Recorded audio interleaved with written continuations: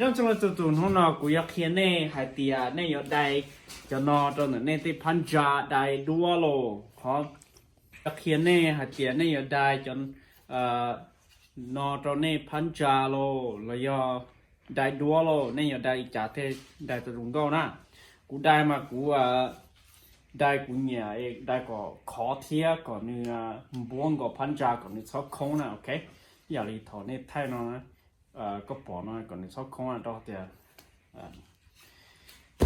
mà nó chế ít khó giờ bị chữ nó thân nó mà bị chữ lên thì con nó đó để nó đó chế lần mua ít cho nó cho lần chia đâu nữa đó là mà cũng chín đi tụi nó chỉ có mỗi tụi nó thọc đất tờ đó mà uổng tha đó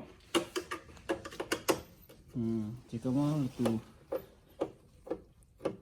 nè nó khử nó thâu tử nên nó chỉ cũng xí dân chưa lâu luôn nó nè chuyện chưa lâu giờ cho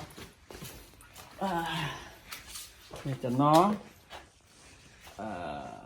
nãy giờ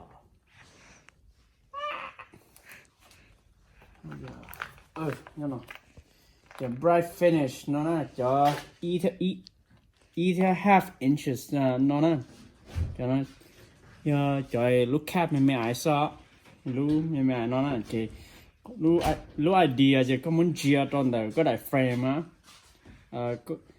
giờ tiền này cho đua nữa giờ chủ yếu đại frame giờ frame đông nữa có chấm giờ cho frame lâu rồi frame già con chia to giờ chủ yếu cho frame này xị giờ đông á thì có một tụ giờ chia ta chỉ có muốn hậu nó chia tờ nó都是个chia còn những gì nó này thêm J có thêm một chỗ là phân ra cái chỉ linh nhiệt tệ sao J cho nên khi nó J cũng có mua gì này thay nó này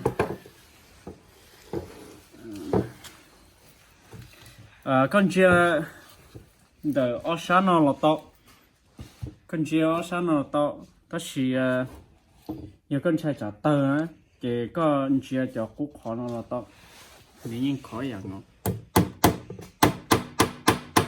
cái chuyện này có một cái này cái chuột gì đó thì ó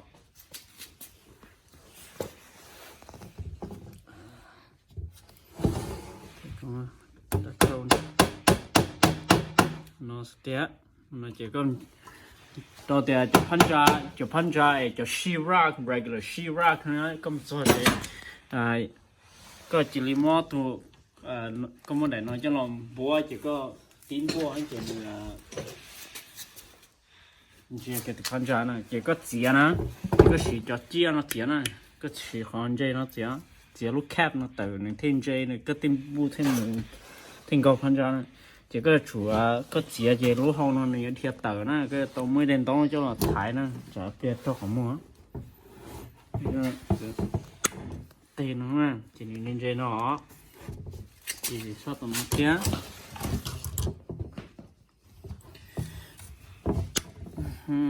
chỉ tàu nó nè nó chỉ không cho vấn đề cái gì cụ thể là sao chỉ tàu để nó lấy chỉ để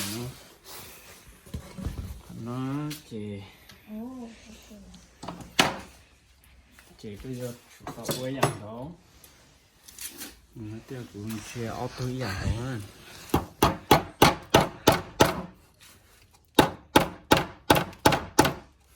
yo chưa lâu nó chả nhiều luôn này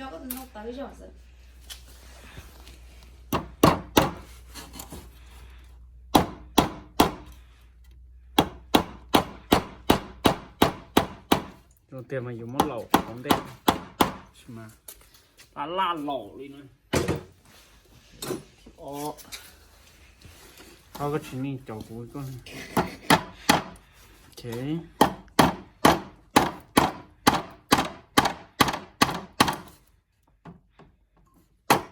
khó đấy để nó cái dĩa nhàng có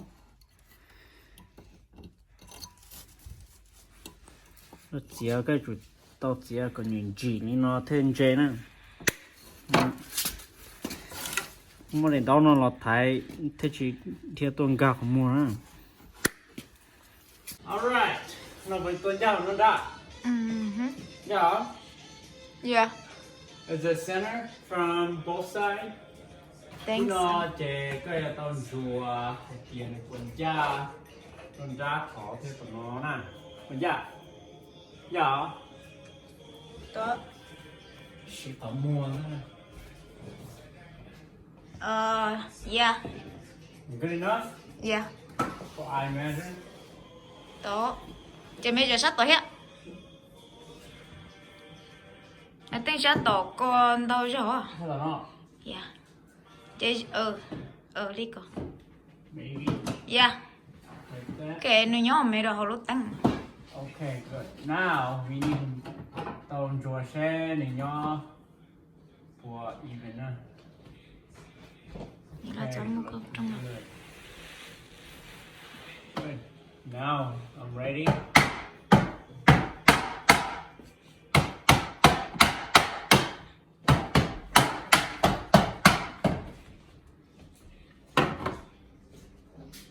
Good.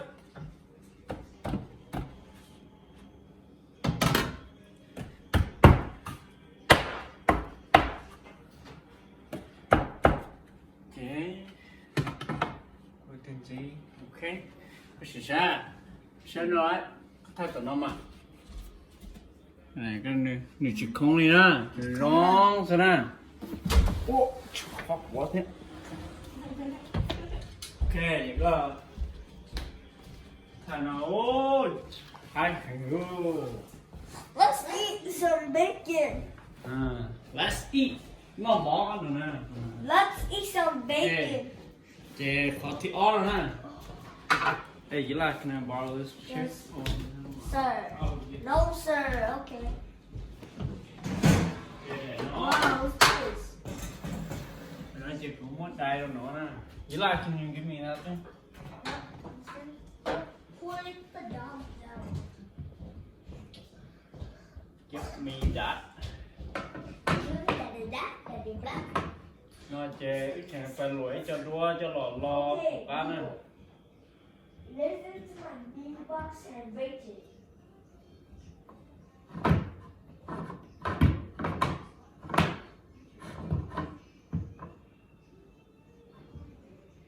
Okay, Google. Dạ. Stop. Okay, Cái Google. câu á. Chị Stop. cho tùng tông ha. Cho ấy.